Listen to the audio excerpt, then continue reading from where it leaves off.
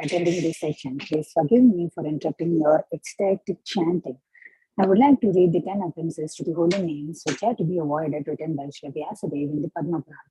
Number 1, to blaspheme the devotees who have dedicated their lives for propagating the holy name of the Lord. Number 2, to consider the names of demigods like Lord Shiva or Lord Brahma to be equal to or independent of the name of the Lord Vishnu. Number 3, to disobey the orders of the spiritual master. Number 4, to blaspheme the Vedic scriptures or scriptures in pursuance to the Vedic version. Number 5, to consider the glories of chanting Hare Krishna to be an imagination. Number 6, to give some interpretations to the holy name of the Lord. Number 7, to commit simple activities on the strength of the holy name. Number 8, to consider the chanting of Hare Krishna as one of the auspicious ritualistic activities which are offered in the Vedas as fruitive activities, Karma Kanda. Number 9, to instruct a faithless person about the glories of the holy name. Number 10, to not have complete faith in the chanting of the holy name and to maintain material attachments even after understanding so many instructions on this matter. It is also an offense to be inattentive while chanting. Every devotee who claims to be a Vaishnava must guard against these offenses in order to achieve the desired success. Krishna Prema. Hare Krishna. So I once again thank all of you for joining the Bhakti Sangha conference call. So today our session will be about the pre-Ram Navami celebration. Advance happy Ram Navami to all of you on the call. And today's class will be given by Her Grace Nitai Sevini Mataji on the topic of meeting of Bharat with Lord Ram. So before moving to the class, let me know who are all on the call.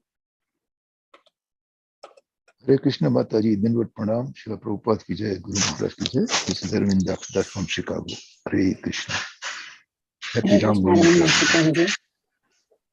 Hare Krishna, Arvind Das Prabhuji. Thank you so much, Prabhuji, for joining the call. Please accept humble obeisances. All glories to Srila Prabhupada. Hare Krishna. Hare Krishna, Mataji, Dinwat Pranam, Srila Prabhupada ki Jai, Guru Maharaj ki Jai, Priti Dasi from Hare Krishna. Hare Krishna, Priti Mataji, please accept my humble obeisances. All glories to Srila Prabhupada. Thank you so much, Mataji, for joining the call. Hare Krishna. Hare Krishna. Hare Krishna Mataji, Dandavat Pranam, Srila Prabhupada ki Jai, Guru Maharaj ki Jai. This is Sevini Devi Dasi from India. Mataji is here, if she's ready, we can start. Okay, yes, Mataji. Hare Krishna, Shyamagauri Mataji. Please accept humble obeisances. All glories to Srila Prabhupada. Thank you so much, Mataji, for joining from India, and wherever you are always there with us. Mataji, so we will be having the introduction. Yeah, Mataji is not yet on video. Once Mataji starts video, immediately we'll switch on the recording. We will do first introduction, Mataji. I mean, Mataji's introduction we will start. What do you say? Yeah, Mataji. Shall so we go? can continue, Mataji. We can continue. Okay. Okay. Mataji has come. Mataji. Oh, Mataji is on video. Okay, let's start the recording. Okay, so I once again welcome all of you to the Bhakti Sangha conference call. So now we will be moving on to our next session. Before moving to the next session, I hand over the call to Shureshwar Shyam Prabhuji for brief introduction on Mataji. Hare Krishna Mataji. Dandavat Pranams Mataji. Please accept my humble obeisances, Mataji. Hare Krishna. Shureshwar Shyam Prabhuji. Please accept my humble obeisances. Go ahead, Prabhuji. Hare Krishna. Hare Krishna Mataji. Dandavat Pranam. All glories to Prabhupada and Guru Maharaj. Her Grace Nitai Sevini Mataji was born in a Gujarati business family. Her family later moved to Hyderabad in 1984, where Mataji was closely associated with ISKCON Secunderabad. She later took initiation from His Holiness Jai Pataka Swami Maharaj in Atlanta in 1988. She has recently graduated from GBC College as Zonal Supervisor in March 2019, and this certificate was Chakravarti, awarded by none other than the most revered His Holiness Gopal Krishna Goswami Maharaj. Her goal is always to remember Krishna and never forget Krishna. That's why she immerses herself deeply in all services, heading with divine touch, school, festival coordination, congregational preaching are just some of them. She shares the responsibility of the smooth running of ISKCON Vizag with her husband, Samba Prabhuji. Despite her heavy responsibility, she travels worldwide, delivering thousands of lectures and immersing millions in Krishna consciousness. And we are very grateful that she has chosen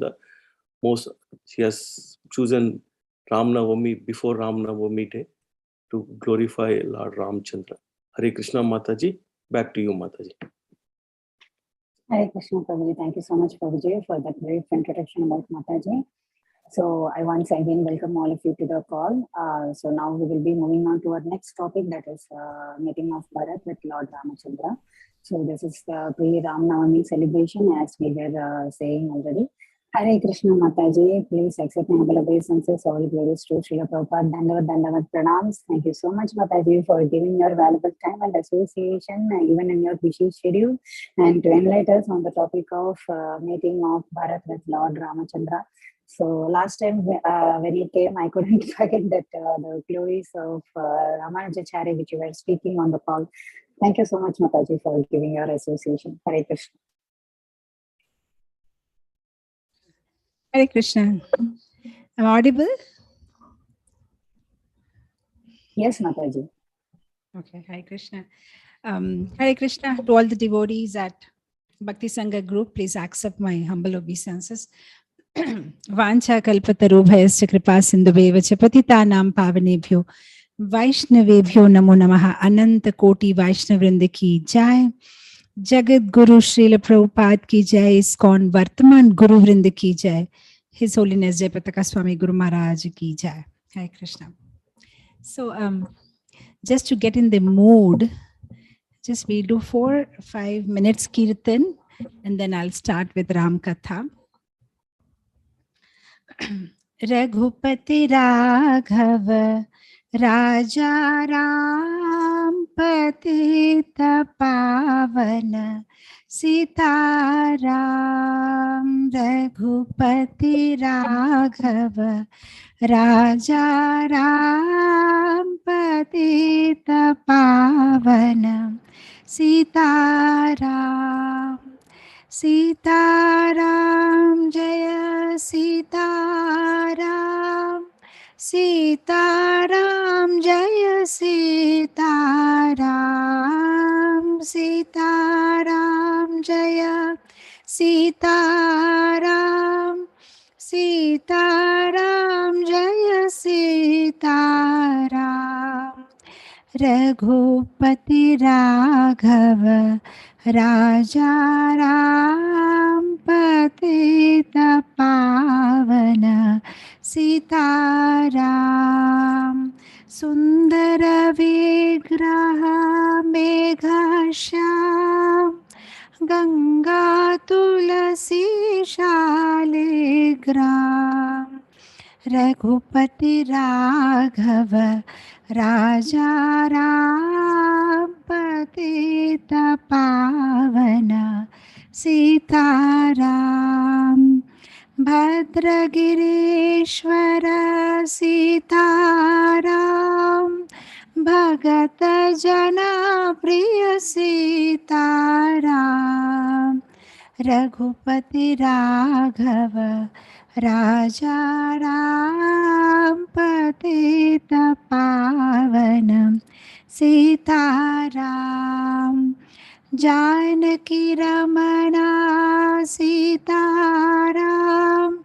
Jaya Jaya Raghava Jaya Raghuram.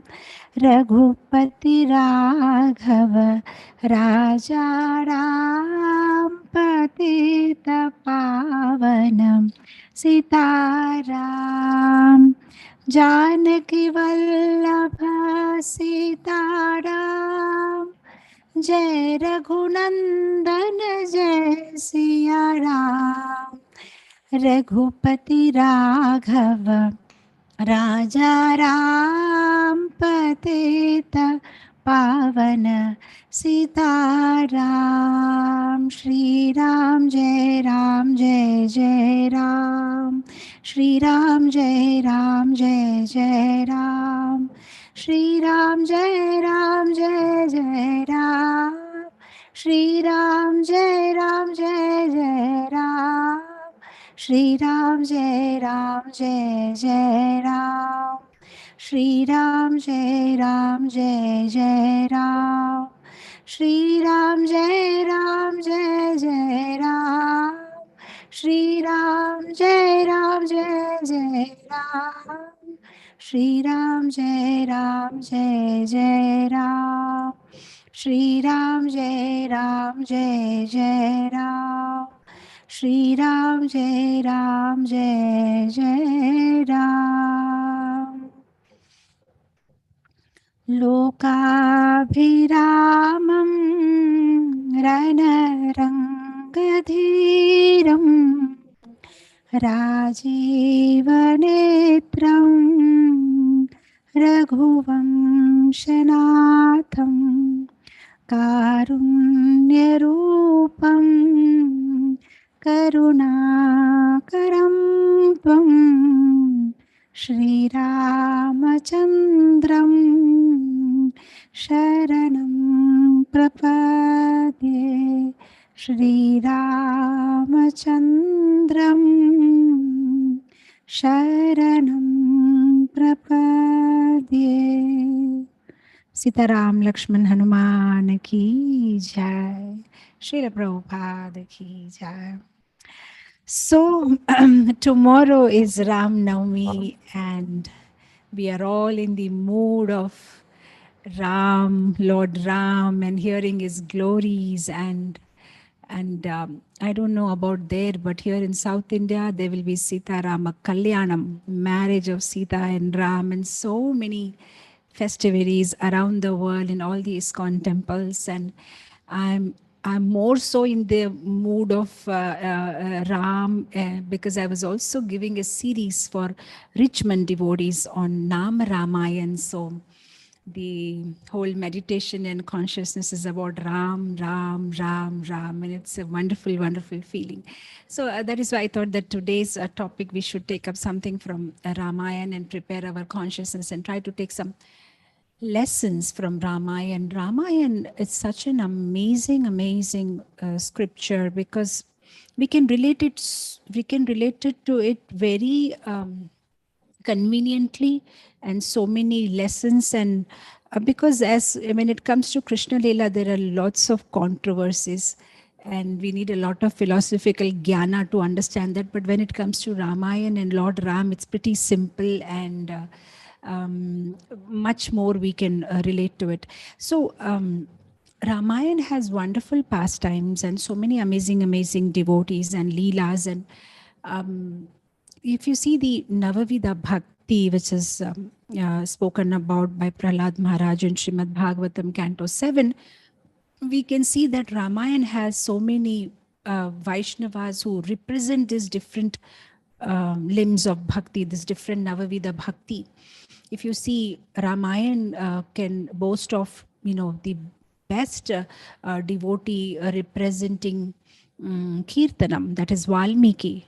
Because Valmiki wrote Ramayana and now millions and millions of people are benefited from the Ram Katha that he has written, and that way he has Kirtanam, he has done Kirtanam, he has glorified the Lord such a wonderfully and helping so many, coming in consciousness of Lord Ram.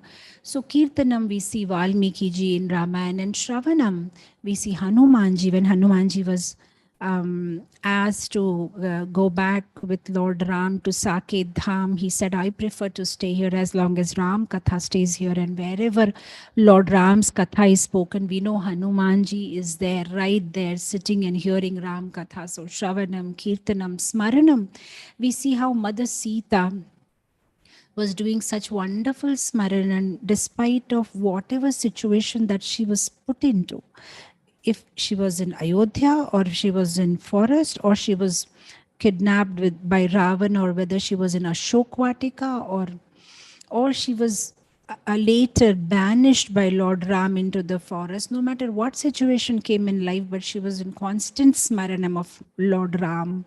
So Shravanam, Kirtanam, Smaranam, Padasevanam, we see how Bharat Maharaj did such a wonderful job accepting the wooden sandals of the Lord on his head and thereon, performing his duties in separation. of Lord Ram. And then we see Jatayu, who did Atma Nivedanam. He just gave himself, though he was not, he was an old vulture, 60,000 years old vulture, but he came out of his comfort zone and he fought with Ravan and he did everything possible in service of Lord Ram. So the best example for Atma Nivedan in Ramayana is Jatayu. And then we see Archanam, how Shabri may not have done Archanam with some agarbatti, dhupa, lamp or incense, but the Naivedya, the Bhoga that she offered to the Lord is glorified in the three worlds because it was so much out of her, from her heart, language of love, giving heartfully giving those berries to Lord Ram.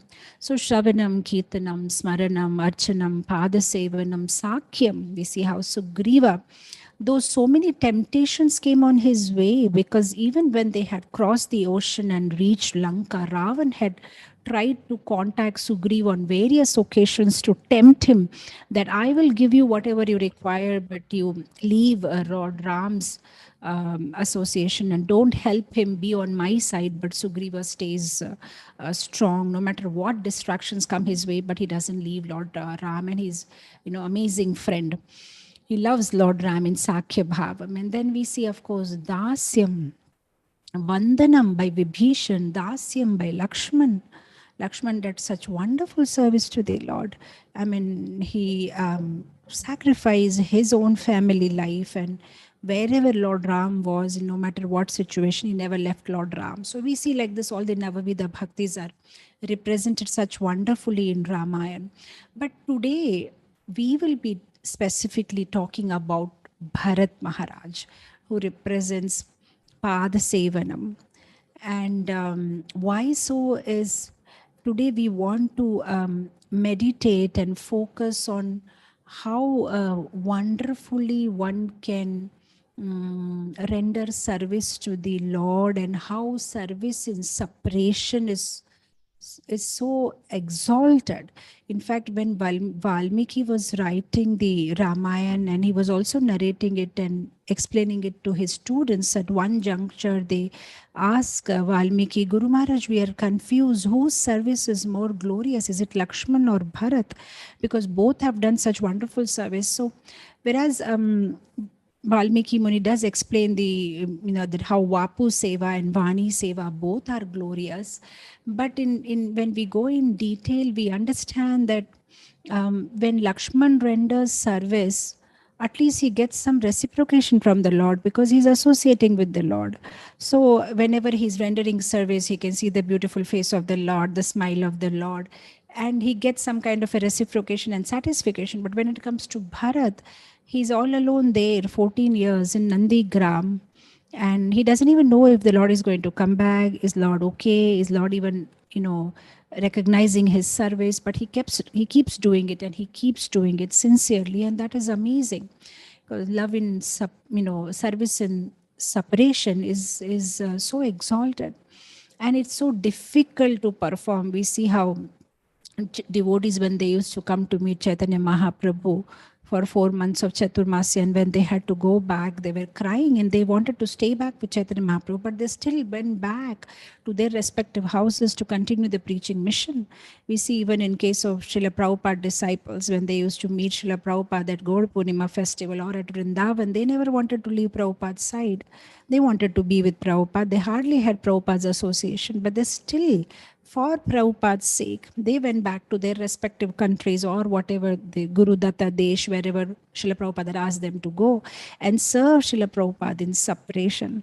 We see even the gopis, when they were asked about their pain, they said that how painful it is to remain alive in separation of Lord, but they're still keeping their bodies alive because they're worried if the Lord comes back from Mathura and finds out that they're all dead. They don't want to give that pain to him, so they were somehow surviving in his separation. And we see the same thing with Mother Sita, because Valmiki Muni had mentioned to Lord Ram, in the Uttarakanda, when when they all reunite and Lavkush meets Lord Ram, then Valmiki Muni explains to Lord Ram that how Mother Sita used to take just a little grains just to somehow keep her body alive, because she was worried that if at any point of time Lord Ram summons her and ask her to come back to Ayodhya, and if he finds out that Sita has left body in the forest, it will give him pain. So just to keep him, just to please him, she was somehow keeping her body alive.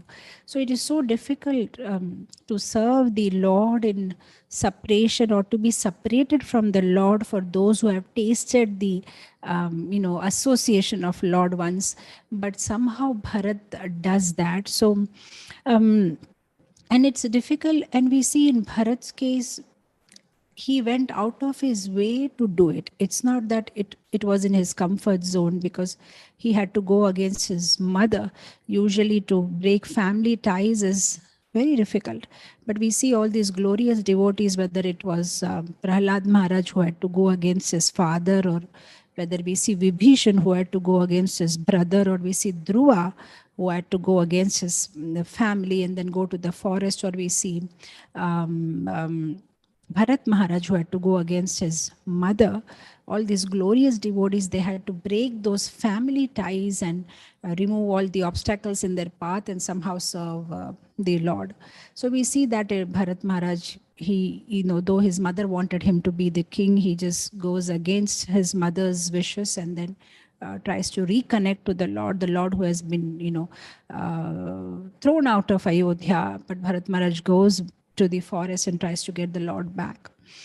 Now, the pastime goes like this: the meeting of Bharat and Lord Ram. Lord Ram, while he was in this exile, for some time he was in Chitrakoot, and then for some time he was in Dandakaryana, and then he left for Panchavati. And at Panchavati, Surpankha comes, and then, of course, no, at Dandakaranya, when they were in Dandakaranya, Surpankha comes, and then there is a fight with Khara and Dushan. And then when they migrate to Panchavati, then Ravan comes and kidnaps Mother Sita. And from there on, they go to Lanka, and then they come back to Ayodhya.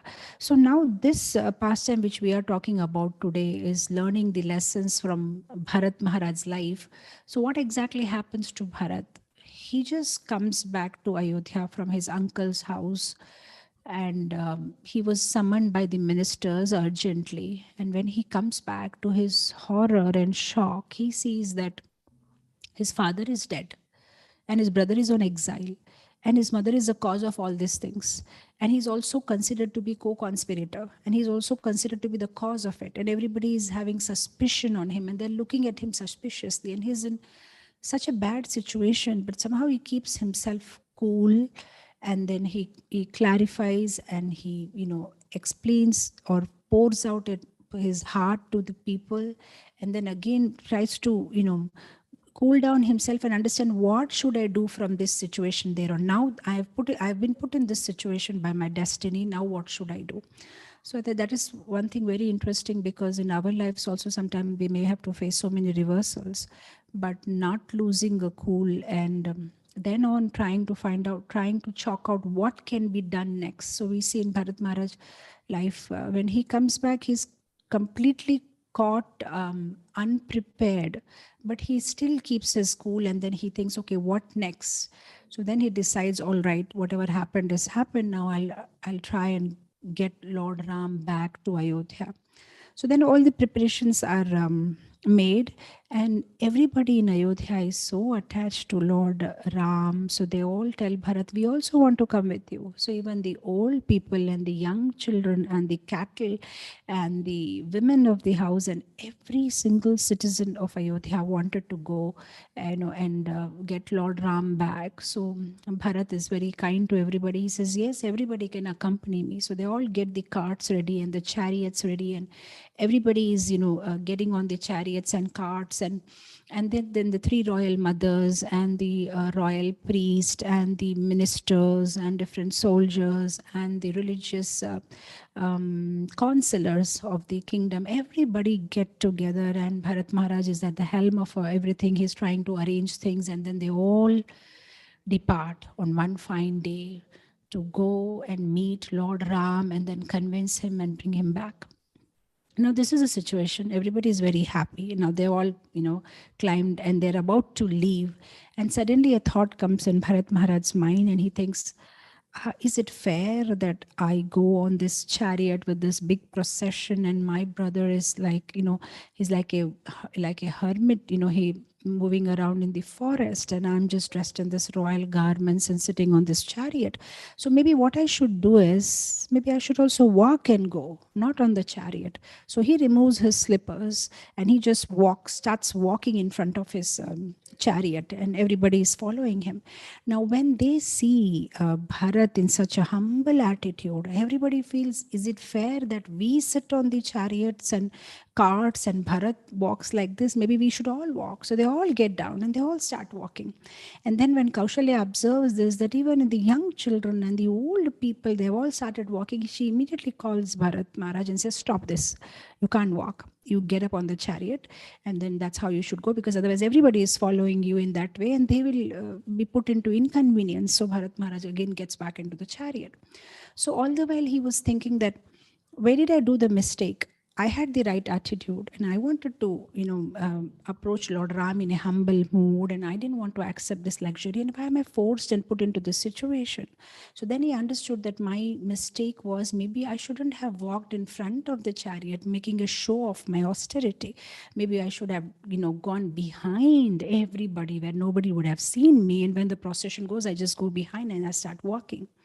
So I thought that is one life lesson that we can learn from this incident, is that sometimes even in our bhakti life, when we make a show of it, then Maya attacks us more strongly. And sometimes we do it very unconsciously also, sometimes consciously, we make a show of it. Whether it's our Chaturmasya vows or whether it's Ekadashi or whether there is any other special austerity that we are doing. And of course, sometimes we do give it a name of for preaching purpose, for inspiring others, but in our heart of heart, we should at least understand ourselves that, is it purely for preaching purpose, then it's all right. But if I'm getting any subtle happiness by that, then we should be careful and draw a proper line between it. When are we doing it to inspire or preaching, or when are we actually doing it because it satisfies us? And if we want to have a check on this, what we can do is maybe we can actually do some austerities, take up some vows, do some extra chanting and not tell anybody about it. And then check how much happiness are we getting out of it. And then one time you do it and then you tell people about it and then you check what's the happiness level. So are you happy even if you haven't shared it with anybody? And even if you have shared it with anybody, whatever it is both giving you the same happiness, then we are in this safe zone. That means we are purely doing it for preaching purpose, and there's no such happiness that we are experiencing by sharing it with others, whatever austerities that we are performing. So then we know we are not in the danger zone. But if that's not true, and by not sharing it with others, we're not getting that much pleasure in doing it, then we understand we are in the red zone and then we need to put a break somewhere. So this is what happened with Bharat Maharaj, because he advertised it, even though in his case it's unintentional, but it did had consequences. So sometimes we very unconsciously, see I every time give this example that you've gone to somebody's house and they offer you some tea and coffee, and we just say, we don't take tea, coffee in ISKCON. But that's one way of saying. The other way is, sometimes we brag about it. It's been 25 years, I haven't touched tea and coffee. I don't take, I never. So, we never understand, but unconsciously we do mention how many years it's been that we haven't taken tea, coffee, or I always follow Ekadashi. At least, I don't remember breaking Ekadashi at least last 25 years. So like that, sometimes we don't know. Subtly, maybe we are actually advertising about whatever we did. But the problem is, just like a frog makes a lot of noise, then the snake knows where to catch the frog. So same thing, we make a little more noise and the Maya knows where to catch us, and she will catch us. So better to keep cool and keep mum. So again, now, as I said, it's for preaching or it's giving you happiness. With that, we need to check our own things. So this is what happened with, that's why you see the in the olden days, they used to say, if you have a lot of money, you shouldn't tell about it, because whatever you hide increases. That's the whole logic. That's why the parents never share how much wealth they have with children. Otherwise, the children will simply start wasting money. They'll, oh, my father has a lot of money, I think I can spend a little more this, a little more here, a little more here and there. So they hide, it increases. Similarly, when you hide anarthas, it increases. When you hide your whatever woes, austerity, it'll increase. Again, all said and done, if talking about it is inspiring us, sometimes it may not be for preaching, sometimes it may also be just to sustain ourselves in Krishna consciousness, because if we are on the beginning stage, we really want to share with somebody, I completed my 16 rounds, and then we get appreciation from that person, oh, you did it, and then that makes us happy. So that's very good, but we can't keep remaining in kindergarten. I mean, at one point we need to go to class 1 and then class 2, and then we need to complete it. So yes, in the beginning it's nice because we have just taken up to Krishna consciousness and we're looking forward that I just want to share with somebody. I did it. I mean, I did it whole 1 year. I've completed my rounds and I did my Ekadashi, and I won that smile from my mentor or counselor or devotees around, and that inspires me to continue another 1 year. So that's nice, but the whole point is our source of happiness should be Krishna, and our source of happiness, it's Bhakti itself should be the source of happiness, and not that we are doing Bhakti because we'll get this which is giving us happiness. So ultimately it happens, but consciously also we need to move one step forward and then one step forward. So in case of Bharat, this is what happens, and he understands, oh, I shouldn't have done that. I should have just walked behind the chariot instead of making a show out of it. And then finally he reaches in interiors of the forest, and then he meets Nishad Raj, that is Guha, and who is a friend of Lord Ram. And he's not that happy to see Bharat Maharaj, and he does not hide it, and he's very straightforward about it. And he feels maybe Bharat is in cahoots with his mother, and probably he wants to kill Ram or something like that. So he expresses it. Then Bharat Maharaj, again clarifies that, no, I just want to bring Lord Ram back. And then it becomes all the more proven when Nishad Raj asked Bharat Maharaj to take rest in his residence, in his palace. And Bharat Maharaj says, no, I want to take rest where Lord Ram had slept. So Nishad Raj, he takes Bharat to that place, that tree under which Lord Ram and Sita had slept. And then Bharat cries out like a small baby, making loud noises, oh, did my brother stay here? Oh, how unfortunate I am. Just for me, he had to, tolerate such austerity, sleeping on the ground, in such a situation. And Mother Sita had to suffer so much. Oh, I am such a wretched person. For me, everybody is suffering. So when he hears all this, Nishad Raj becomes all the more confident that yes, Bharat is not what he had thought about. And then he starts helping Bharat Maharaj. He says, okay, don't worry, and we'll all go together and we'll somehow convince Lord Ram to come back, and I'll guide you further how Lord Ram had gone. And I thought this was also a very important lesson, because everybody was misunderstanding Bharat. It was not one person or two person. He had to keep doing that exercise with every single person till he reaches Lord Ram finally. Because first he enters Ayodhya, and all the Ayodhya Vasis, all the Ayodhya residents are suspicious of Bharat. And then the ministers are suspicious of the Bharat, and the family members are suspicious. And then Mother Kaushalya is also suspicious. Nobody likes him. And then he had to clarify. And then finally, when they are all convinced and he enters in the forest, here Nishad Raj and all the forest dwellers are not convinced about Bharat. So, and that will keep going till he finally reaches Lord Ram. And I thought, that is what happens with us in our bhakti life. There may be so many people who will be misunderstanding us. And it's not going to stop. It will keep happening till we finally reach Goloka Vrindavan one day and we finally meet Krishna eye to eye. It's going to happen. We can never at any point of time say that Now I'm okay. That particular devotee, that particular community, I had an issue, but here nobody misunderstands me. No, everywhere, because this material world is made like this.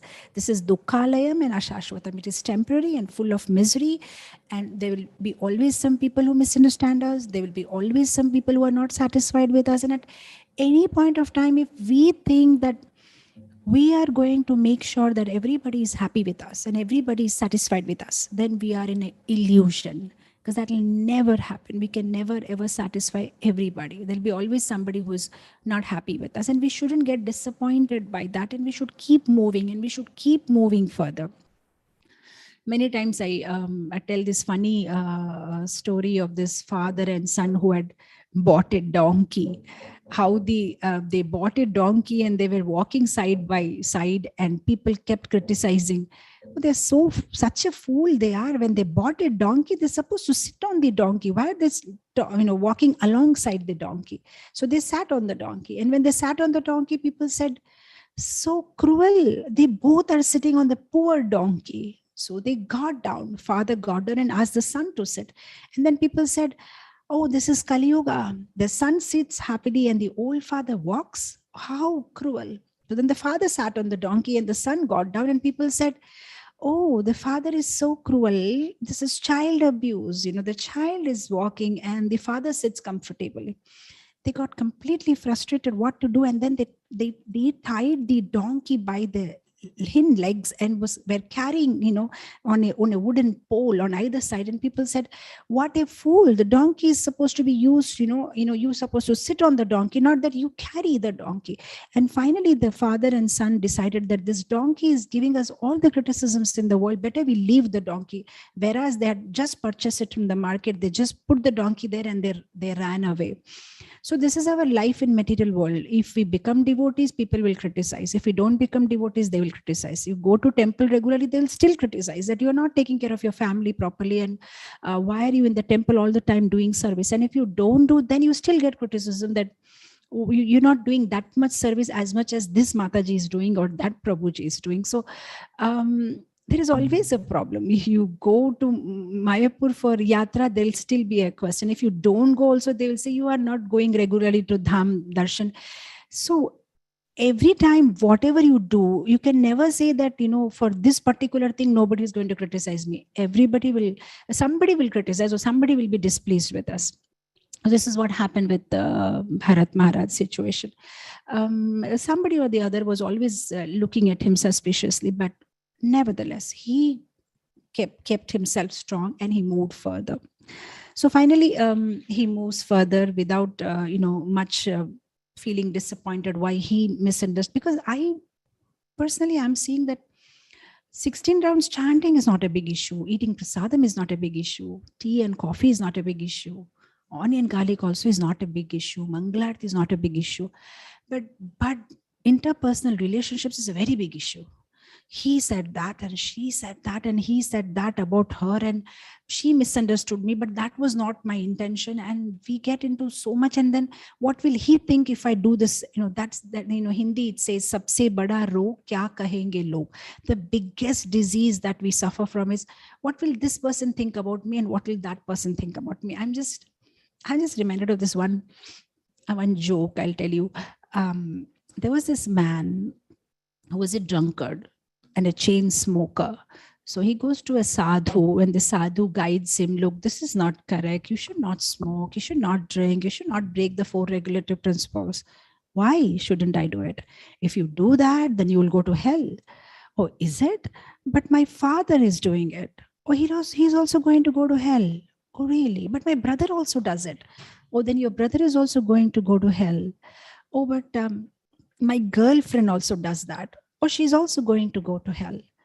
So then this young gentleman says, oh, in that case, Sadhu Baba, I don't think I'm going to stop doing all this, whatever activities I'm doing. He said, why? He said, because when everybody is going to hell, I'll be lonely in heaven. I better continue these activities and go to hell because at least I'll have a company there. So that's our problem. We're so worried about what everybody else is doing or what everybody else says or thinks about us. So whereas Bharat Maharaj, he didn't consider that, and he moved forward, and then he meets Bharadwaj Muni. So Bharadwaj Muni guides him further, and Bharadwaj Muni says something very special. Bharadwaj Muni tells him, I was always wondering that if you do bhakti, then you get to see Lord Ram, or you get to see the Lord. So fruit of bhakti is seeing the Lord. Then what is the fruit of seeing the Lord? Because everything has a fruit. So doing bhakti, you see the Lord. Seeing Lord, what is the fruit? But today I got the answer. So Bharat Maharaj says, what is the answer? So he says, seeing the Lord, the fruit of seeing the Lord is that you get to see a pure devotee of the Lord. So here I am, Maharaj Bharat, I'm seeing you, a pure devotee of the Lord. So I thought that was very beautiful, because by doing bhakti, we get Bhagavan, and by getting Bhagavan, we get Bhakta. That means getting the association of Bhakta is more glorious than getting the association of Lord himself. And time and again, we see whether it is in the scriptures or whether, when we hear these pastimes where Dhruva Maharaj saw the Lord eye to eye, but still, what did he ask the Lord? I want association of devotees. And then we see Prahlad Maharaj sees Lord eye to eye. And what did he ask? I want to serve Narad Muni, my guru. So we wonder, even if somebody gets this opportunity to see the Lord eye to eye, still, why do they ask for association of devotees? Because we are asking association of devotees so that we can get to Lord. But people have got to the Lord also asking association of devotees. So how does this work? So then we understand that if somebody is in the association of the Lord himself, we are not sure whether we will be constantly remaining so. There is every chance we may fall down. But we're in association of devotees, we can never fall down. They will not allow us to fall down. Now, practical one example to prove it, you stand in front of the altar, and what you are seeing in the altar is not a murti or a pratima which is made up of marble. It is Shakshat Bhagavan, Rajendra Nandan Bhagavan is standing in front of you. But there are still chances where, even though you are seeing the Lord eye to eye, you may be thinking about the fan, or it's not working. Or you may be thinking about the green peas and in the fridge, whether you have soaked them in water or not. Or maybe you may be thinking about your footwear, which you just purchased yesterday that you have kept outside the temple. Hope nobody steals it, because in India, that's a big problem. You go to temple, all chances that your footwear will be stolen. So you are in eye to eye, you are seeing the Supreme Personality of Godhead, and you're right in front of him, and then you may be thinking so many things in your mind. But when you're in association of devotees and they're speaking katha, there is nothing but you're thinking about Lord, because the katha is going on in your mind, is continuously on the katha. Oh yes, this is what happened, and then this is what happened, and then this is what happened. And constantly we are just remembering the Lord. So in association with Lord, we are not sure, but in the association of devotees, we are always sure that we'll be remembering Lord. And the other part is, Lord is Chanchala. Chanchala means you can never be sure. One moment he's with you, and in the very next moment he leaves your hand and he's gone. So we cannot hold him, and keep him. But his devotees, they hold, they keep us in Krishna consciousness by reminding us of Krishna constantly. Because we are just normal devotees, but even elevated devotees like gopis could not physically hold Krishna. He just left from Rasalila. But what they could do is they could have him in their smaranam, and they could and they all started enacting all the leelas. If we read that Gopi Geet pastime, enacting the leelas of the Lord together, they were, and reminding each other of Krishna. This is what they were doing. But that is why you see Raghunath Das Goswami says that at any point of time, if I see Krishna in Vamsivat under a tree on the bank of Yamuna on a moonlit night, I'll not go to him. I don't want to risk it, because by the time I go, I'm not sure he'll be gone from there. But if I see Radharani standing next to him, then I'll take this risk, because then we are sure he's there. So that is with Krishna. And even we see Surdas ji in one of his very beautiful bhajan. Actually, this incident happens in his life when he's out somewhere, and we all know Surdas ji was blind, so he can't see. So he's always, in his bhajans and constantly singing and, happily traveling from one place to another. So on one occasion, he's just moving around, and because he's blind and he couldn't see properly, so he falls in a dry well. Now that's some part inside of the forest, so not many people pass through that way. So he's stuck in there for days, and he's happy. He's just singing Lord's bhajan. And finally Krishna comes, gets inside the well in the form of a small boy, 7-year-old boy, holds the hand of Surdas and then somehow brings him out of the well. And then while the Lord is holding Surdas' hand and they're just walking, now Surdas is blind, but he's smart. He's a devotee. So he holds the hand and he says, I think this is you, Krishna. Is it not? Is this Krishna? So as soon as he starts telling this, Krishna just leaves his hand and, goes away. He just disappears. And then Surdas, he sings this very beautiful line. He says, हाथ छुड़ाई के जई रयो हो हृदय से जाओ तो मानो हृदय से जाओ तो मानो. So he says, oh, you are leaving my hand and running. Oh, you think you are very smart.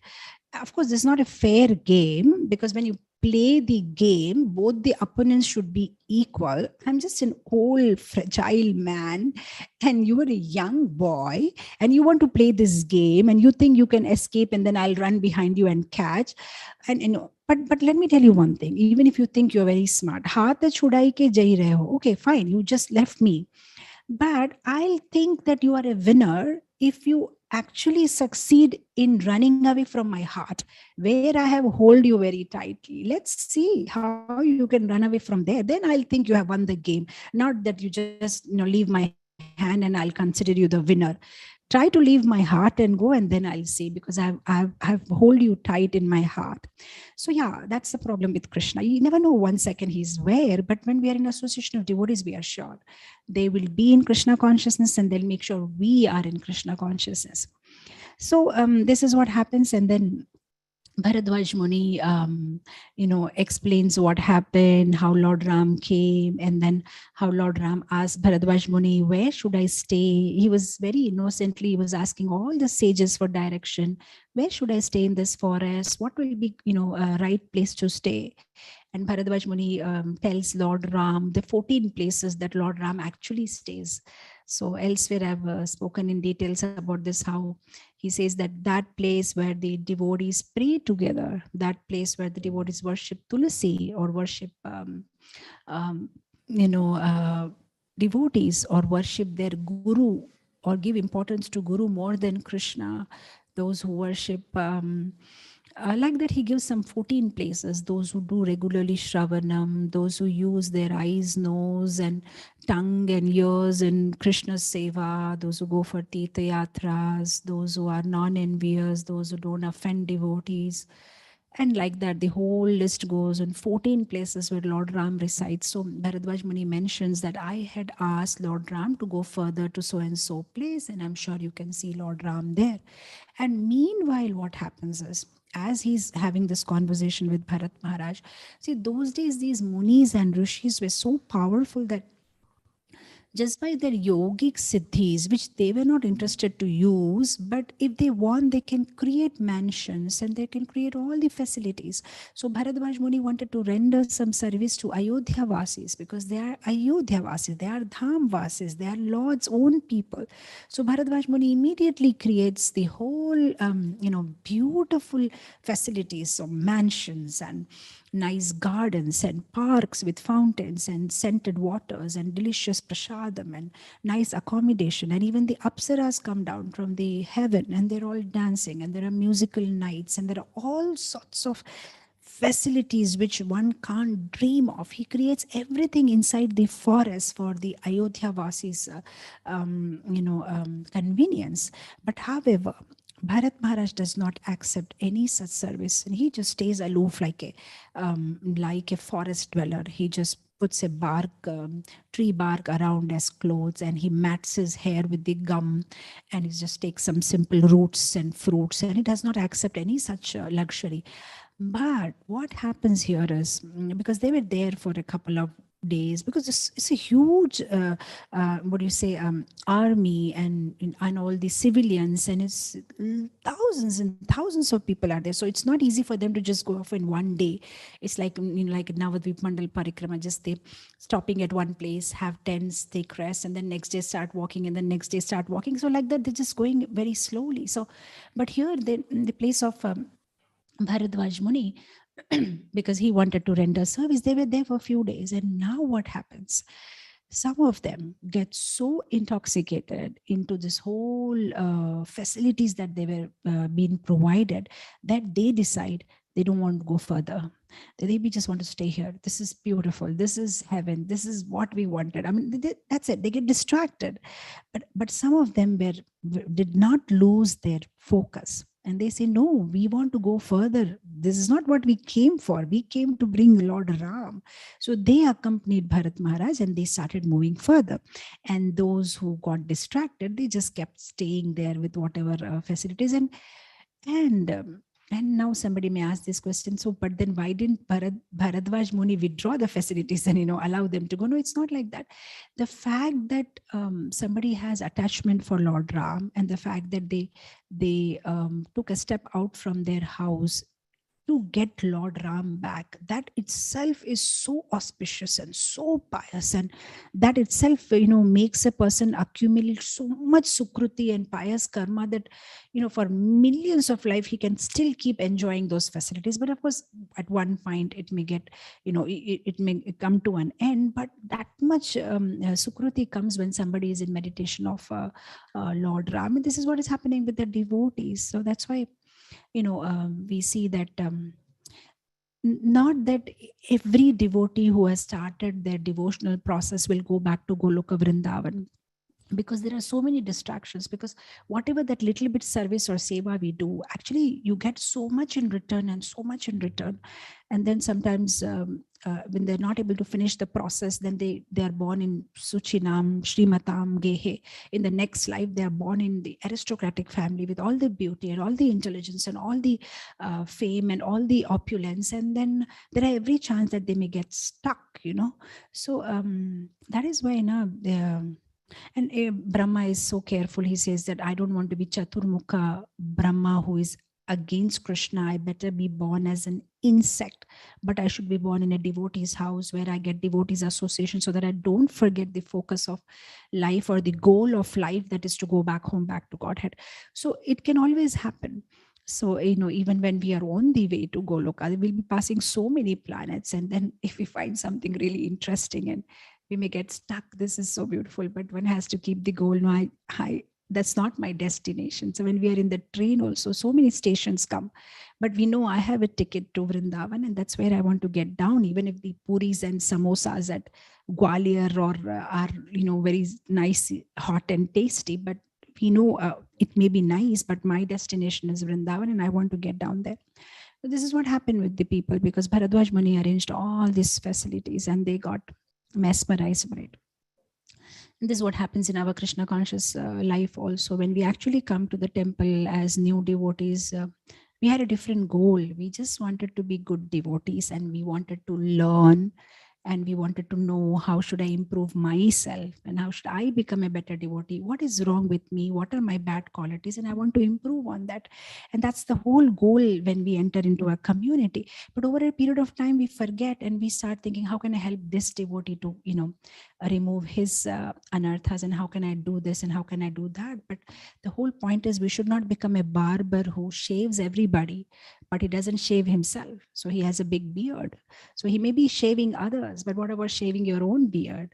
So yeah, there's no harm in helping, if we can, others in Krishna conscious life and to go further with their anathas. But then we should also shave our own beard and have introspection and make sure we are also improving and, getting rid of those anarthas, because that's what we actually join for initially. But then sometimes we just lose focus and we get into different direction, and then there are hurts, and there are misunderstandings and there are expectations, and then we just simply go off into some other direction.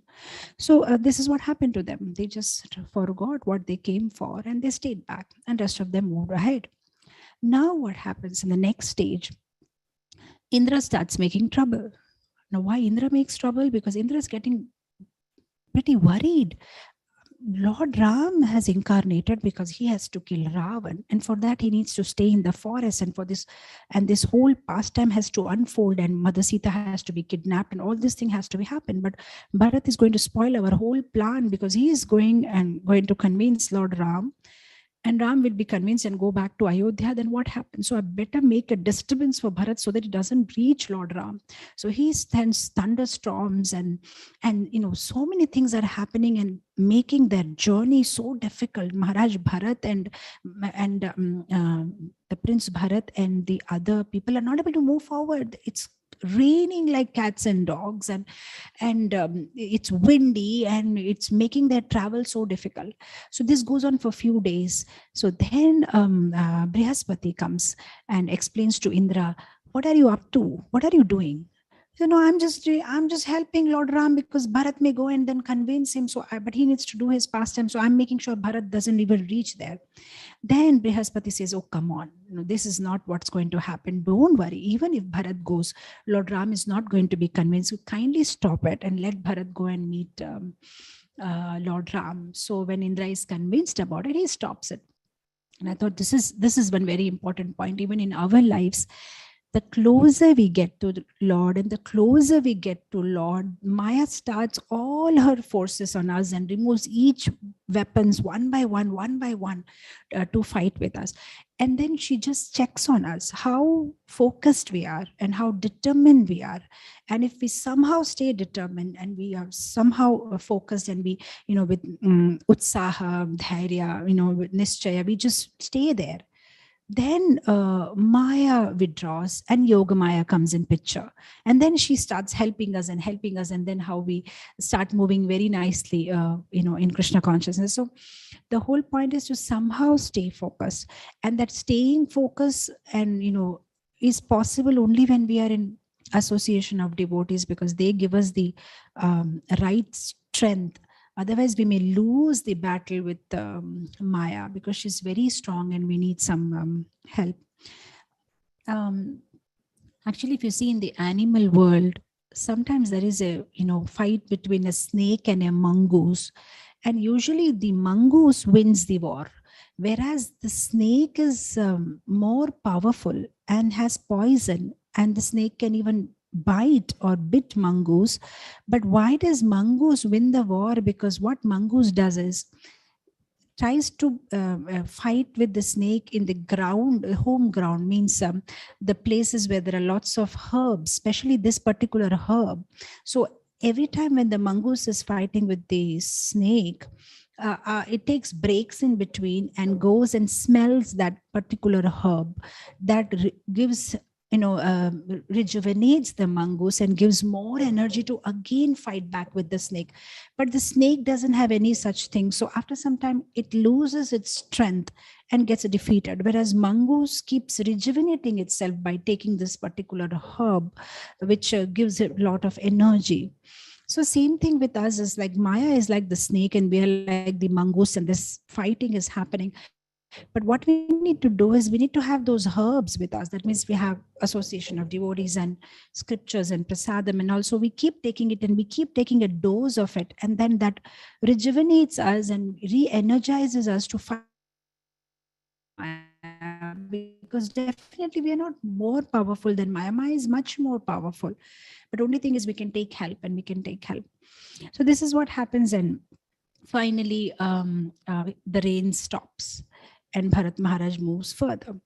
Now here what happens, as Bharat Maharaj is approaching with the army, there's a lot of commotion and some kind of a noise, and these Lord Ram and Lakshman, they are prince and they are trained like that. So they understand some army is approaching because they can understand by the sound of it.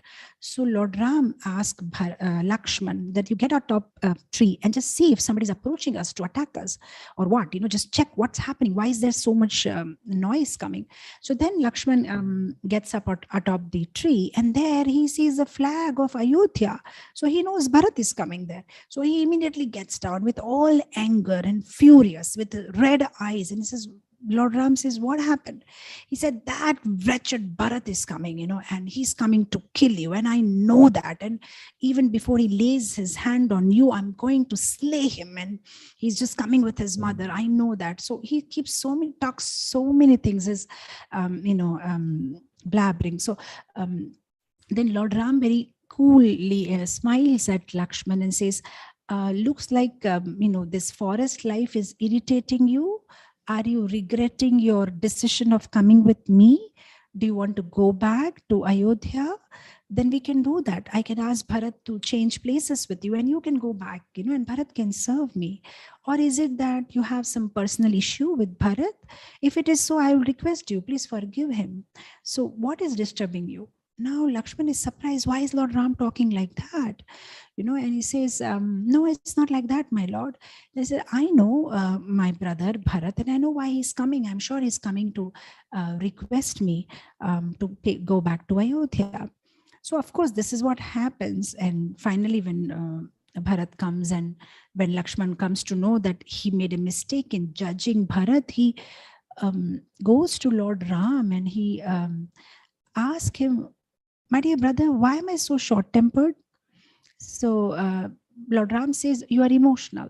So Lakshman asks, is it wrong to be emotional? So Lord Ram says, no, emotion is an ornament, in life. So then what am I supposed to do? Then Lord Ram says, it's just that you need to select the right emotion, which enhances the higher side of you and not the lower side. So emotions by itself is not wrong, but just pick the right ones, which will help you grow, which will bring out the good in you. So that's the thing. And I thought that was a very beautiful point. So as devotees, we are also emotional, but it's just that we need to pick up the right emotion. And how do we know which is the right emotion, or how do we pick the right emotion? Actually, relationships help us a lot to pick up the right emotion, and especially if we are having relationship with the right person, with a nice person, with one who is more advanced in Krishna consciousness than us, then that relationship will bring out the higher side in us. Now, how is that possible? I'll give you one example from the Ramayana. When Bharat and Shatrughna came back, and they came to know all these things, and they knew that mantra was the cause of this whole problem. So Shatrughna gets all angry, and he actually, drags Mantra by her hair and shakes her violently, and is about to hit her. And Kaikai is shouting for help, and Mantra is shouting for help, and Bharat is just passing through. And when he sees Shatrughna doing it, he says, "Hey, stop! Don't do that." And Shatrughna says, "Why shouldn't I? Because she is the cause of all the trouble." And then Bharat says, if we do that, then we will displease Lord Ram. And that's not our purpose. If Lord Ram is displeased, then he'll not come back to Ayodhya. He'll be upset with us. Is that what you want? No, I don't want that. Then just leave her. If it was okay, I would have myself do that to my mother. I'm feeling that urge to, but I'm still not doing it just because I want to please Ram. I don't want to displease him. So he says, that it's not that whom we are angry with. It's about why are we angry, or for whose purpose are we angry. So it's not that they're angry with Mantra or Kaikai. The whole anger is because what has happened to Lord Ram. So they're seeing things in a wholesome, bigger perspective. So what has to be the solution is important, not that because this person is caused, let me take out all my anger. That doesn't help. So it's that it's what is important is who they were angry for, not that who they're angry with. So they just leave it. So same thing with us also is that if we have a higher purpose in life, then we can give up the lower emotions. Or if we have relationships with with people who are more advanced in Krishna consciousness than us, then somehow to please them, we will bring out our higher side and we will somehow manage our lower emotions. But if we have the wrong person in our life, then it will work vice versa. Like it happened in the life of Karna. He was a nice man, but he wanted to please Duryodhan. So because he wanted to please Duryodhan, he brought out the wrong side in him. The lower side of him came out. So if you just have elevated friendship, then the higher side of you will bloom. It will come out in a nice way because you like this person, you value this relationship, you want to please this person, and you will bring out your higher side to please this person. But if you have the wrong friendships, then you are doomed. So this is what Lord is talking to Lakshman, that it's nothing wrong to be emotional, but just that you have to pick up the right emotion. So yes, if we just need to have the right relation. I mean, if we have the right friendship, it will bring good in us. If we have friendship with the Lord, it will bring best in us. So not only gurus or mentors or devotees. So when we want to please the Lord, then our best comes out. Because if we are tempted to break the 4 regulative principles, or if we are tempted to do something wrong, at the same time we have a relationship with Krishna, then we will be like, oh, if I do this, this will not please Krishna. If I do this, this will not please Krishna. So every time, every step that you are taking, Krishna is in the center, and that brings out our good side. But if we don't have the right relationship, then we are doomed. So this is what happens. And finally, Lakshman gets down from the tree and all this conversation happens. And then finally Bharat approaches. They're far off and they're walking and they're walking, they're coming.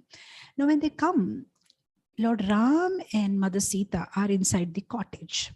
Now, usually the impulse would be that go there, open the doors of the cottage and say, brother, I'm here. Just like it happens in a Bollywood movie. I've come here to take you.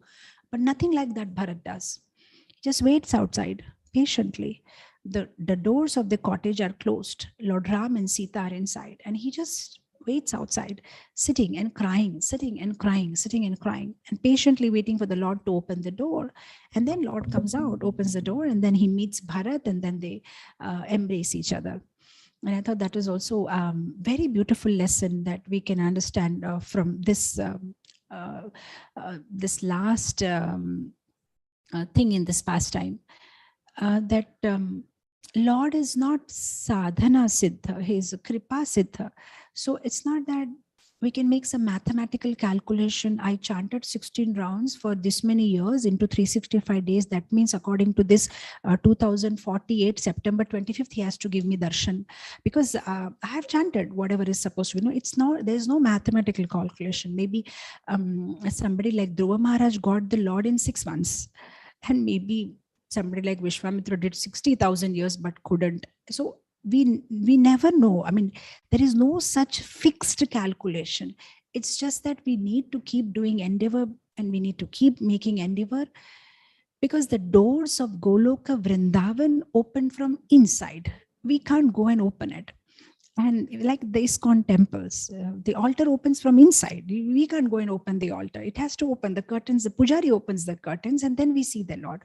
So we can keep trying, and we can keep trying. Ultimately, it's up to Lord when he wants to show his mercy. The devotee needs to be patient, and he can't be demanding. And Bharat never said that I walked for so many days together and so much trouble I took, and come on, come out from the cottage. He just waits patiently, and he waits. So we just need to wait, and Lord will show his mercy. So we have to give our 100%.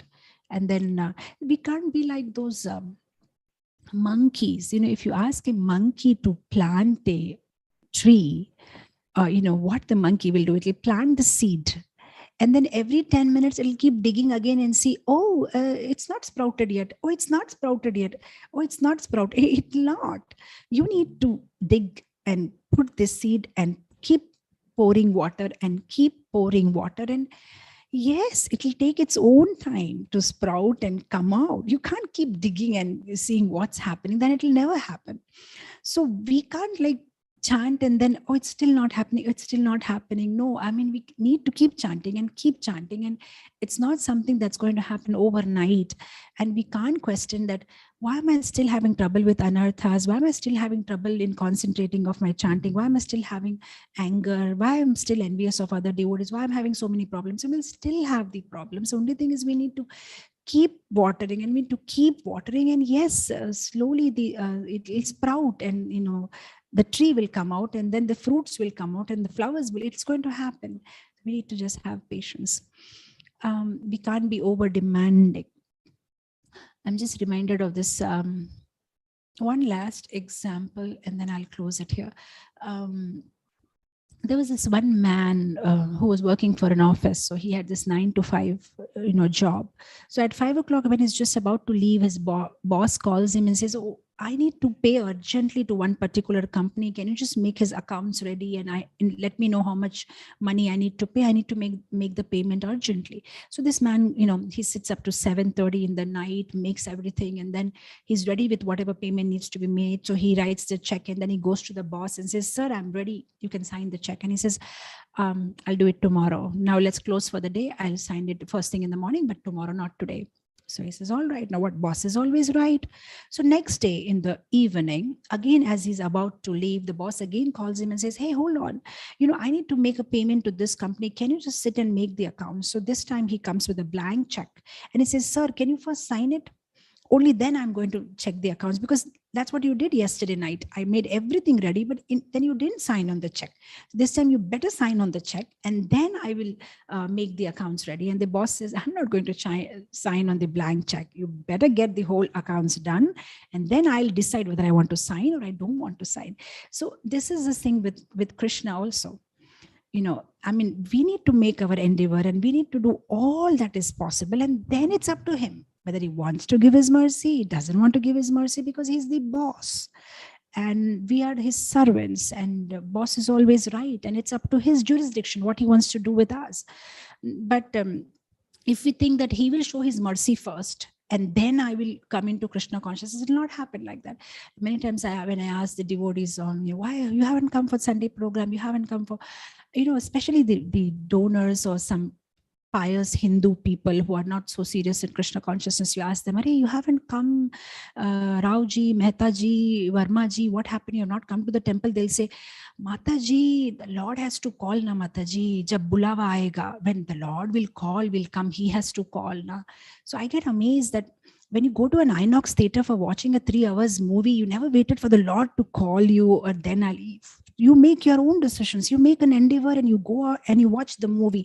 But when it comes to something to do with the Lord or Krishna consciousness, you're always waiting. The Lord will call me when the right time will come. Then I tell them, especially during my classes also, I tell them that you will have to get up from your sofa and you'll have to keep the remote of your TV. There you have to switch off your AC. You'll have to get yourself dressed and get your mala bag, put your tilak, and take out your car and sit it and put fuel inside and start the car and on the way to the temple. Now, if the tire gets punctured and you could not make it to Sunday program, then you can say, "Oh, it's Lord has to, sanction it. Otherwise, how?" But you can't sit on the sofa watching an India-Pakistan match and say, "The Lord has to call me, only then I can come." No, you'll have to make endeavors. You make your 10th step. On the 11th step, if you couldn't make it, then you can safely say, "I tried, but it's Lord, up to the Lord. He didn't allow me, or his mercy is not on me." But we can't, we can't wait for his, because we can't convince our mind that anyway the Lord is not sadhana siddha, his kripa siddha. So why all these sadhana and why all these 16 rounds? Because if he wants to show his mercy, even if I chant one time Hare Krishna, he'll come and show me mercy. So what's the point of chanting 16 rounds? So if we keep doing it and we keep doing it, and our sadhana makes him show kripa. When he sees how hard we are working and how hard we are trying, and that melts his heart. Something like the small children.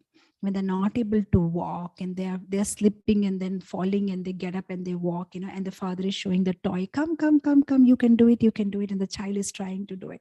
And then again, the child falls down.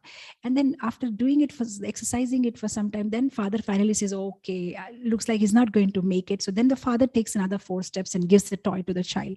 So that's what is happening in our Krishna conscious process also, because there is Krishna and then we are trying, and when we fall down, then we try. But the fact that we are trying melts Krishna's heart, and then he comes, and gives it. But if we don't even try and we sit there and say, you come and give, then that's never going to happen. We need to take that step. So finally, yes, Bharat Maharaj meets Lord Ram. And finally, they meet and they embrace each other. And now Bharat starts a set of arguments. I am like a crow, and crow cannot take a position of eagle. Please come and accept the throne. I'm not worthy of this throne. And our father has left, and I'm like an orphan. And according to the scriptures, the elder brother is like a father. So you can't leave me now. You need to come back to Ayodhya and take care of the citizens. And, please accept this. So then to and fro. And then Lord Ram says, now since our father is not there, all the more I need to be in the forest and to keep his word, whatever promise he had made to his wife, and I need to keep it. So both the brothers quote from scriptures, and both of them quote from scriptures, and they're not able to defeat each other. And then finally Janak Maharaj intervenes, Mother Sita's father. He was very widely read and has deep knowledge, of scriptures. And he says, I'm going to sleep on this tonight, and tomorrow morning I'll give a decision. So then next day morning, Janak Maharaj asked Ram, do you love Bharat? Yes. And he asked Bharat, do you love Ram? He said, yes. He said, okay, now I'm going to give the decision. So then Janak Maharaj says, okay, Lord Ram should accept the kingdom. So then Lord Ram says, all right, I accept the kingdom. And then he says, so now Lord Ram has accepted the kingdom. Now this kingdom belongs to Lord Ram. And then Lord Ram says, now since this is my kingdom, I'll decide what I want to do with it. So dear Bharat, can you help me take care of my kingdom for 14 years till I come back? And now Bharat is caught. Said, okay, I'll do it.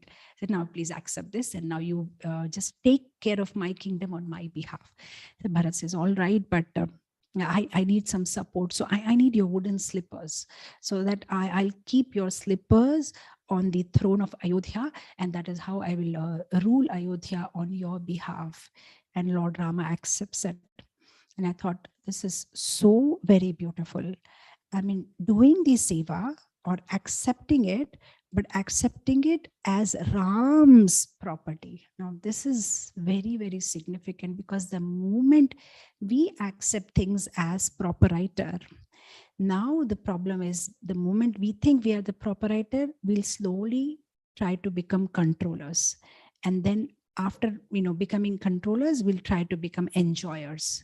And then because we become enjoyers, now we are in this janma mrityu jara vyadi chakra, and then we keep moving in this wheel of life. So this whole thing is so much connected.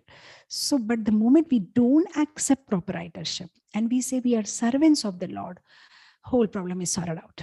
So Bhoktaram Yagyatapyasam Sarvaloka Maheshwaram, that has to be very clear.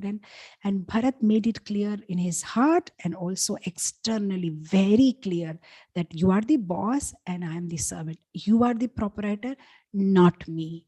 And that was so beautiful. So he takes those padukas on his head, and then he doesn't even go back to Ayodhya. He just stays a little far from Ayodhya in a place called Nandigram, and he lives a life of a mendicant. So all the ministers, whenever they want to have some consultancy with him, they just come to Nandigram, and he just, whatever has to be done from there, but he never had royal life. He never accepted royal palace. He was just staying just like Lord Ram, but only thing is he was like a Kshetra sannyasi. He was not moving from Nandigram, staying there, protecting Ayodhya on behalf of Lord Ram. And this is so special because usually when you become a leader, you have privileges and you have responsibilities. But the present day modern leaders want to enjoy all the privileges, no responsibilities. But in case of Bharat, He took all the responsibilities, but no privileges. He was not enjoying any facility. He was simply rendering service, and he took all the responsibility on his head. So, of course, these padukas of Lord Ram were also very happy to associate with Bharat. In fact, at one point, they were telling Bharat, this is not fair. You are taking us away from Lord Ram. We want to be with Lord Ram. And, why are you taking us away? 14 years of separation from Lord Ram. And then Bharat says, otherwise I won't be able to live keep my life air together. Please, give me your association. I need your association. And then the padukas say, that is all right. But at least, we were happy to be at the feet of Lord Ram. But now you have put us in this crown and you put us in this throne and you are worshipping us every day. This we don't like. Why are you worshipping us? And because they are Vaishnavas and Vaishnavas don't like to be worshipped. So, and Bharat says, please don't take away this privilege from me, this opportunity from me. This is how I'm able to keep my life air together. So that's how he used to actually worship those wooden sandals every day, and flowers and sandal and camphor. And that's how, in a humble mood, he was serving Lord Ram. That's why you see the name of Bharat is also very significant. It says, Bhara Vahati iti Bharataha. Bharata is the one who is taking all the load. Now we may say, what's the load? But the load is anything that does not have Ram is a load. Like if we have to swim across, we like to wear something light so that we can swim very swiftly. But if we tie rocks to our body, we can't swim. We will be pulled down. So in this material world also, all the opulences are like those rocks. The more we tie, all these opulences actually pulls us down, and we can't cross this material ocean, or we can't swim. But the only choice is, we can't do anything about it. We'll have those rocks tied to us, because in this material world, we need house, we need money, we need certain facilities. But at least what we can do is, since these rocks are already tied to us, at least we can put the name of Lord Ram on those rocks. Then they will float with us. Otherwise, they'll pull us down. That means if we are God-centered and we are Krishna-centered, then it'll be no more bhara. It'll be no more burden for us. And then we can swiftly swim. So that's the name Bharat, because he was bearing that load, because Lord was not there in Ayodhya, and he had to carry that Ayodhya for 14 years till the Lord comes back. So whether it is Bharat or even in the name of Lakshman, they say Lakshman means Lakshmi Sampanna. So what's the wealth he had? Why he's Lakshmi Sampanna? Because he had the wealth or privilege of serving Lord Ram 365 days a year, 7 into 24, 7 days a week, 24 hours a day. We see Shatrughna also. Shatrughna means one who has conquered enemies. We'll be wondering, what enemies did Shatrughna conquered? We just heard about Lavanasur or some demons here and there, but he had conquered all the anarthas in his heart and was able to serve his brothers in such a humble mood. So all the names signify something. Like Lord Ram means one who is a reservoir of pleasure. So like that, Ram, Bharat, Lakshman and Shatrughna, all the names signify their qualities. So that is how Bharat Maharaj continued, and finally he had told Lord Ram that if you come even one day late from your exile, then I'm going to leave my body. But at the same time, Lord Ram was so he was so careful. He thought maybe in 14 years if Bharat has changed his mind and maybe he wants to keep the kingdom for himself, so I don't want to disturb him. So then Lord Ram sends Hanuman at the end of 14 years, go and check what's his mood like. So if he still wants me to come back. So when Hanuman goes, certain versions of Ramayana I read that when Hanuman went there, he actually saw that Bharat had made all the arrangements of giving up body. He was just waiting that if one day late, I'm ready to give up my life. And then when Hanuman introduces, about himself and all, and he sees that delight on Bharat's face, he's so happy that Lord Ram is going to come back. So now Hanuman knows that, Bharat is prepared and he's looking forward to welcome Lord Ram. And of course, then Lord Ram comes in his Pushpak Viman and then spend some time, few days with Bharat there. And then after that, sometime they go to Ayodhya. So this is the glorious, glorious, glorious pastime of Bharatji, and we should pray to him this Ram Navami that he should bless us and give that mood of serving Lord Ram selflessly, in the way that pleases him, that service attitude, if he can give us, and how he stayed focused on his goal without any distractions, and how he was ready to give up everything and to serve the Lord, and how he was so strong and determined, and even though people misunderstood him, he continued his journey, and he accepted reversals and accepted every situation in life so coolly. And though he saw that Lord Ram had already left Ayodhya, he didn't lose hope. He made an endeavor to get Lord Ram back into Ayodhya. This is what is happening with us also, with all our anarthas. Lord Ram is going away far from our heart. But when we hear this pastimes of Maharaj or Prince Bharat, we think it's all right. Even though our anarthas are pushing Lord Ram out of our heart, we can always make an endeavor to bring Lord Ram back into our heart. Every time that it keeps happening, we can keep trying to bring him back. And just like Bharat was successful after 14 years, we'll be also successful someday to actually get him back from exile into our hearts for ever and ever. Thank you so much, dear devotees, for this patient hearing, and hope you have a great, great, great Ram Navami celebrations. Shri Ramachandra Bhagavan ki jai, Sita Ram Lakshman Hanuman ki jai, Jagat Guru Srila Prabhupada ki jai. Hare Krishna. Hare Krishna, Mataji. Thank you so much, Mataji, for that nectarian, wonderful class. It was so wonderful. So you started from Shravanam Kirtan Gana with Bhakti, and then you moved on with each and every qualification, the lessons which Bharat teaches us from Ramayana. So it says about the show off, we should not make the show off, and how we will be criticized and misunderstood. And then the association of devotees. So everything was wonderful, Mataji. Hare Krishna, thank you so much for giving your valuable time and association. So devotees, if any questions or realizations, please go ahead. Please raise hands. Yeah, so Megha Mataji, please go ahead. Hare Krishna Mataji, please accept my humble obeisances, our Guru Shri Prabhupada and Shri Guru and Shri Gauranga. Mataji, such a beautiful class. It was so many points that you brought up that directly hit me. It's like it was just for me, especially this misunderstanding part where you said, we'll always be misunderstood in this world, which is very hard. It's very hard for me sometimes to accept that, even though knowing this fact. But how Bharat Maharaj has always taken this and still moved on, stayed focused on his goal to meet Ramchandra, despite all these distractions of misunderstandings people had for him. Just keep on moving. So that's a great point. And another thing I have a question for is, so one, when you said that we have to not make a show of our sadhana or something to people.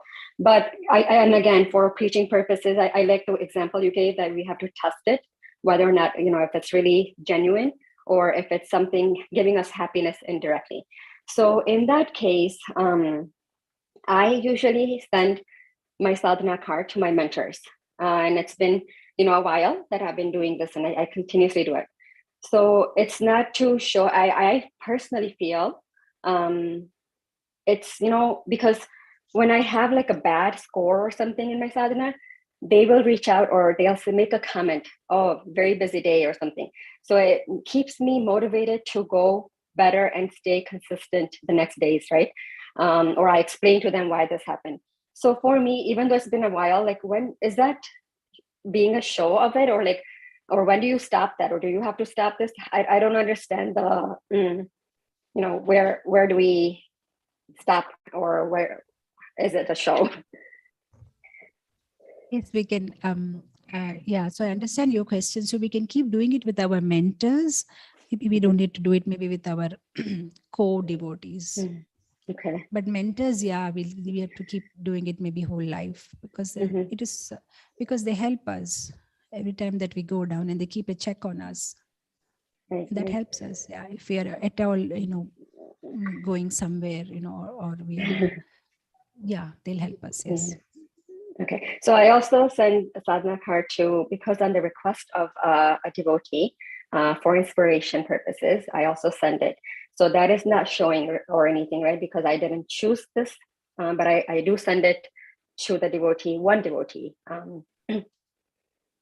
just for inspiration purposes, because I was asked. So we just need to be conscious of it, and we just need to make sure that that's not the source of our happiness, or that's what are we getting out of it. And if it's purely for following the instructions and all, we can continue that. Yeah. Okay, thank you so much, Mataji. Thank you so much. It's wonderful to hear you. Keep giving us your association. Haribol, Hare Krishna. Thank you, Mataji. Sudhakar, Prabhuji, please go ahead.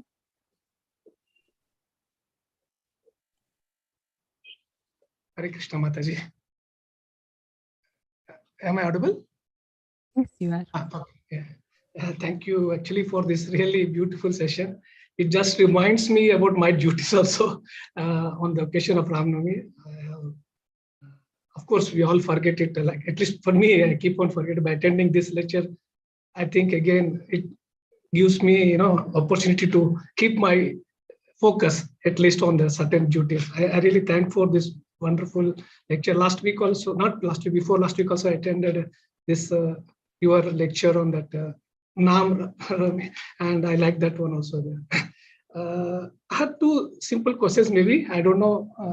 It looks silly, not related to this katha, but can I ask these questions to you or for clarification? I'll hear the questions and then discuss. Okay.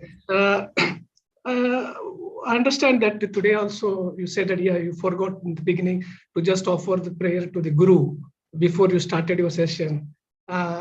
In that context, I had a doubt. For example, when we are offering bhog to the Lord, first we should offer to the Guru, or first we should offer to the God? I'm doing right now offering bhog to the God.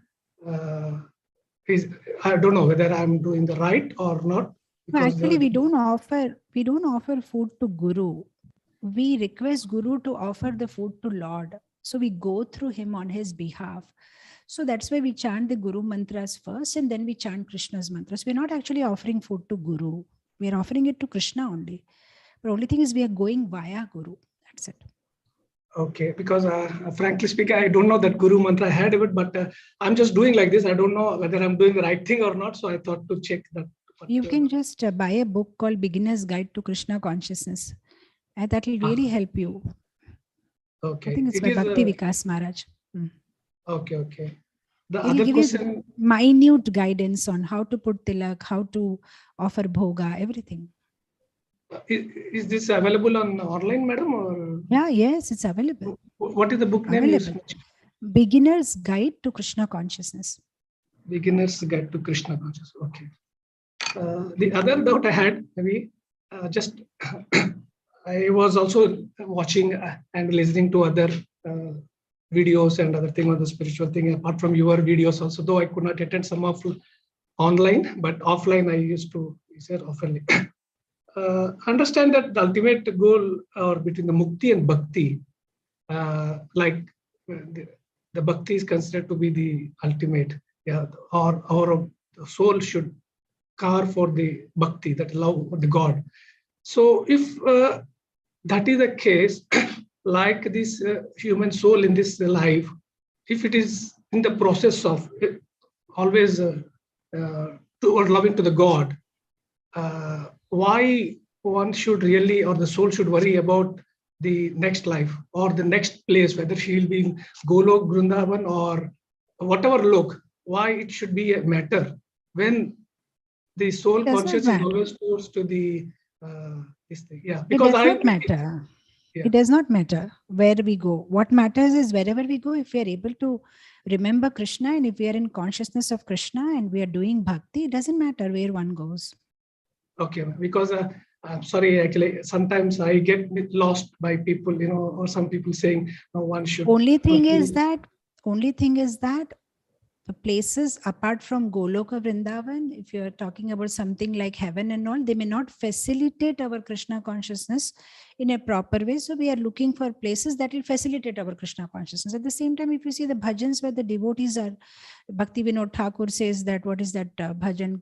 Bahir Mukha Brahma Janme Nahi Aas, Kita Janma Hoye Jatha Tu Adas. So devotees are actually not asking that I want to go to Goloka Vrindavan only. They just want to be with Krishna. And Krishna is easily accessible there in Goloka Vrindavan. So they want to go there. That's their destination. But at the same time, devotee is happy everywhere if he's able to be in constant remembrance of the Lord. So even if he's born as an insect, but he's able to remember Lord and he's in association of devotees, so he's happy. So the whole point is to somehow or the other have Krishna in our consciousness and be in consciousness of Krishna. Okay, ma'am. Thank you. Thank you very much.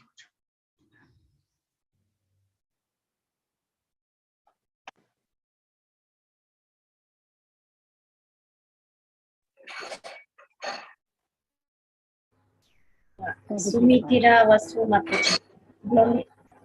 Hare Krishna Mataji, this is Sumitra from Columbus. Very nice to see you after a long time. Thank you very much. This was a wonderful lecture. Although we all grew up with stories from the Ramayana, it's amazing how fresh they always are. And your realizations were very thought-provoking. Thank you. This is the first time I had heard about Janaka Maharaj mediating between Bharat and Ram. That was very sweet. The point that you made about when we think about leadership, we need to take responsibilities and not think about privileges was something that resonated with me a lot. Nowadays, in modern management circles, the word servant leadership is a buzzword. Everyone keeps talking about it. But every devotee's life is an example of servant leadership. So I was wondering if you could elaborate on that point. Any seva we do, we might be a leader in that little circle, whatever seva we're doing. How can we maintain that mood of responsibility, but without privileges, expecting privileges? Thank you. How can we be in the mood of servant leadership?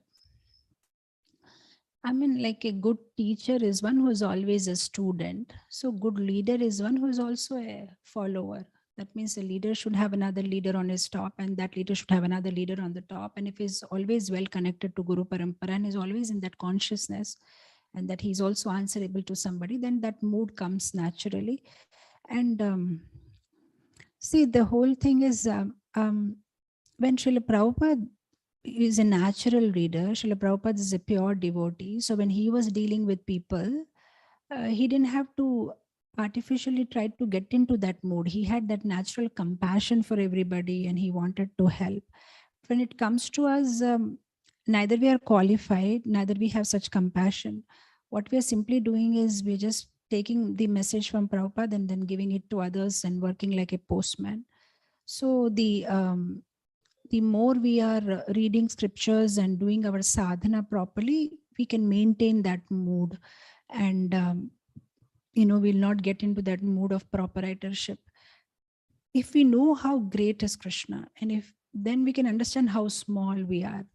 But the moment our sadhana goes down and we don't read scriptures, then we start thinking ourselves big. Like I many times give this example. When I was young, we went to see Taj Mahal. So this photographer asked us to pose in front of Taj Mahal, and he asked us as little school-going girls, me and my sister, to keep our hand like this. And then he made it in such a way that we could feel that the Taj Mahal is just inside our two fingers. And I still have that photo. So from far off, when we had all these pictures and all, it was very nice. But as we went closer and closer and we walked up to Taj Mahal, I saw it's pretty big. It's not so small as I was thinking it to be. So it's like that, that mood that we are great or something comes only because we are far from Krishna. But the moment we go more closer and more closer and more closer, the more humble we feel and the more, servant attitude comes to us, because we really understand how insignificant we are. So to be in that mood of servant, dasa, dasvanu, dasa, is to understand how great Krishna is, and to be constantly in touch with scriptures and constantly in touch with chanting.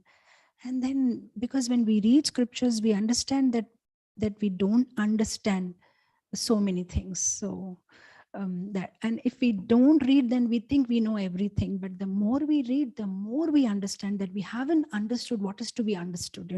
That keeps us in a humble frame of mind. And of course, so many things can be said about it. When introspection helps, self-introspection, journal writing helps, so that where we write what are our faults, where we're going wrong, what are the mistakes we are committing. And then of course, if we have certain short-term goals that we keep writing, this is where I want to go, this is what I want to achieve, these are my issues which I'm facing currently with my anarthas, and this is where I plan to go. So if we are constantly in consciousness, and we are consciously growing and understanding where we are lacking, what we have to do, then when we deal with others, there is no way we will get ego, because even though we are guiding and helping others, we know where we stand and what's our report card also. And the safest thing would be to have a mentor above us, and if that goes, but sometimes practically some situations it's not possible. Maybe you are a servant leader somewhere, and then the person who is above you may be too far off, or maybe not able to get regular communication. So yeah, certain such situations come out, but we should always look out for some senior and hold on. That helps a lot to be in the right mood.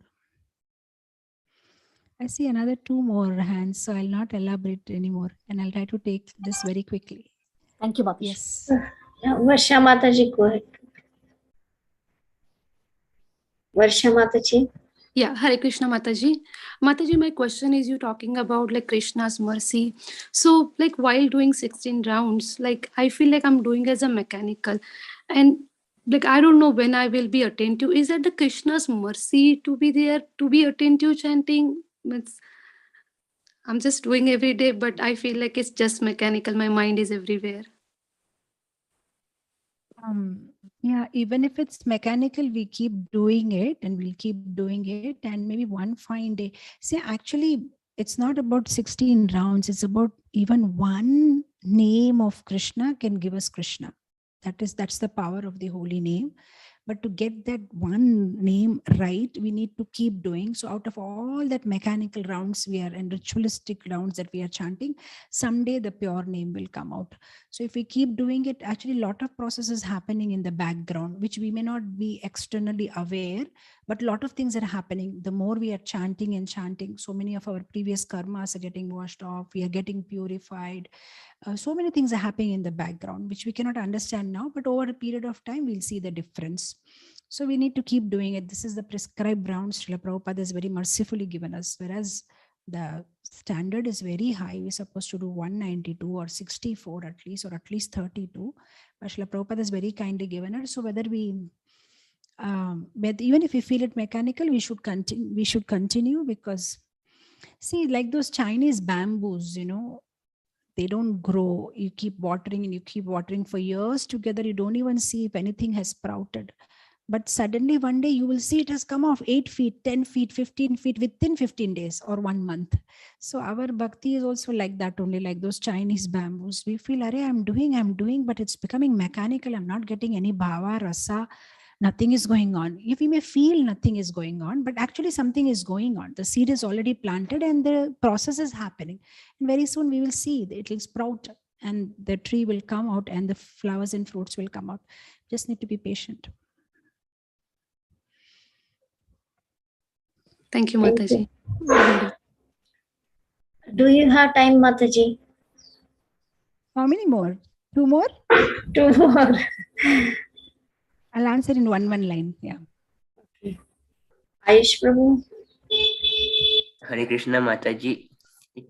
If we can't proceed in bhakti without approaching Guru Maharaj, then what about those who are unable to approach a Guru Maharaj due to any circumstance? Due to circumstance, we can continue chanting and Krishna will send the Guru. We can continue chanting and Krishna will send the Guru. We can just keep that attitude in our heart and we can continue and Krishna will send. Yes, next question. Shobha Mai Mataji. Hare Krishna Mataji, Danvat Pranam.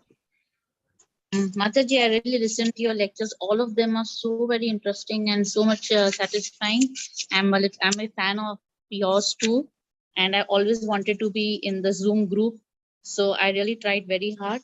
And I will not waste your time, Mataji. Just a small question.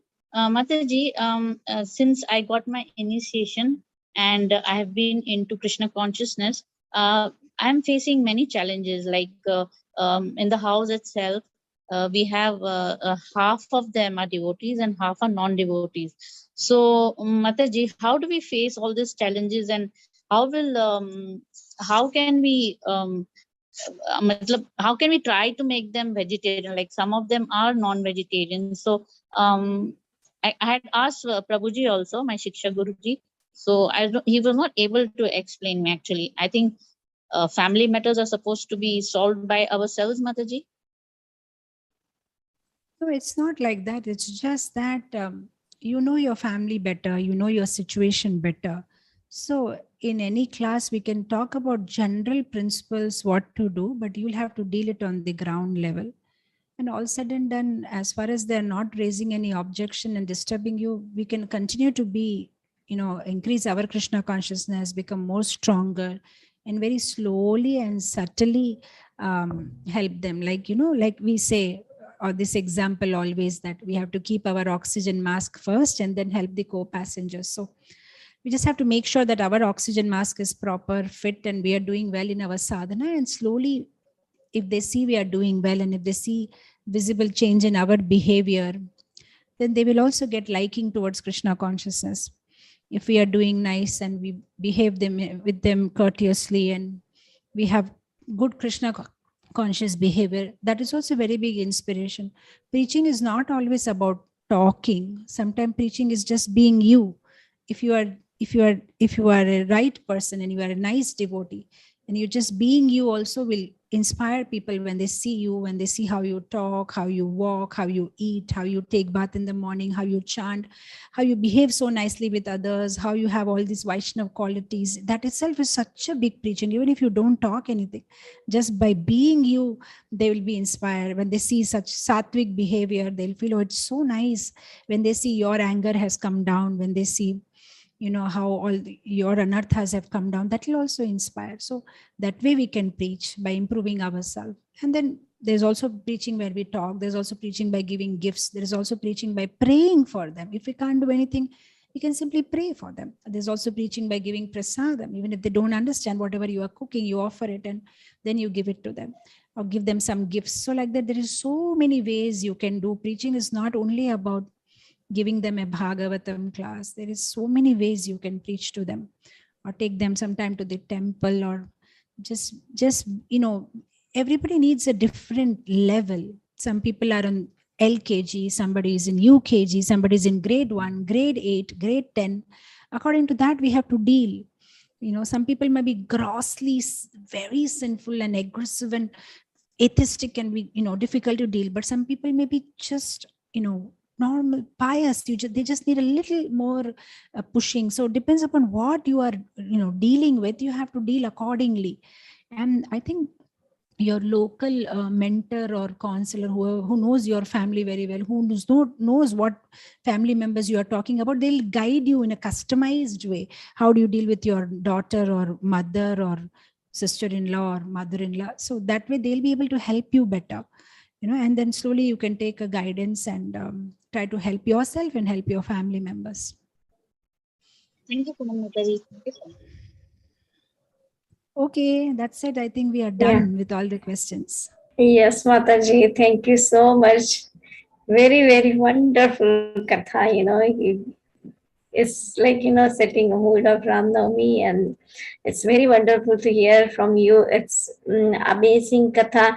Without your katha, it's so incomplete. So thank you so much for your time and association. Mataji, you were so busy, but still you came and talked for us. So thank you so much. Thank you, Sham Gauri Mataji. Thank you so much.